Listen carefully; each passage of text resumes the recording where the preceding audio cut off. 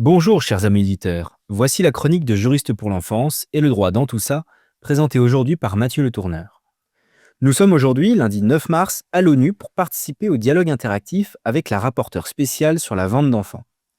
Nous avions répondu en octobre dernier à un appel à contribution dont le but était de faire le point sur les nouvelles formes de vente d'enfants. Et ce dialogue interactif est un peu le grand oral de la rapporteure qui vient présenter et défendre son rapport. Juriste pour l'enfance avait envoyé une contribution qui consistait à démontrer que la gestation pour le compte d'autrui est une forme de vente d'enfant. En effet, la GPA est un contrat qui porte sur un enfant en vue de sa remise à des commanditaires. La prestation promise n'est achevée qu'avec la remise de l'enfant au demandeur. Cette remise de l'enfant réalise un acte de disposition, qu'elle intervienne à titre gratuit comme à titre onéreux.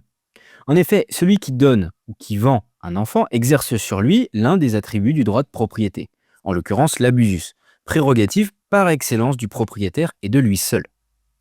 Susciter une grossesse en vue de l'abandon de l'enfant et de sa remise à des commanditaires revient à traiter l'enfant comme un objet, car on ne saurait vendre ou donner une personne.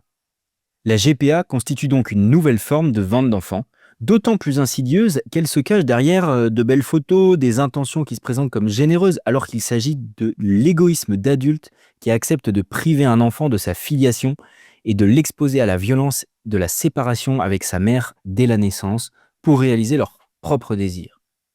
Pour autant, ce sujet évolue dans le bon sens au niveau international. En 2019, le Comité des droits de l'enfant a affirmé que la gestation pour autrui peut constituer une vente d'enfants. En 2024, la directive de l'Union européenne concernant la prévention de la traite des êtres humains inclut désormais l'exploitation de la gestation pour autrui dans la liste minimum des actes intentionnels que les États doivent punir, car relevant de la traite des êtres humains. En 2025, la rapporteure spéciale Rima El Salem a appelé à prendre des mesures pour éradiquer la gestation pour autrui sous toutes ses formes.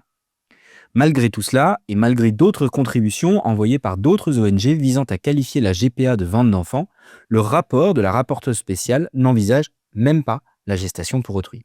C'est pourquoi Olivia Morel, porte-parole de la Déclaration de Casablanca pour l'abolition universelle de la gestation pour autrui, va demander solennellement à la rapporteure spéciale pourquoi la GPA ne figure pas dans son rapport.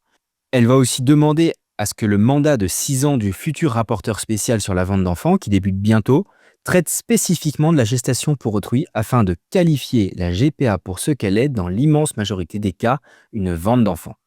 Alors, chers auditeurs, relayez sur les réseaux sociaux la prise de parole d'Olivia Morel à l'ONU.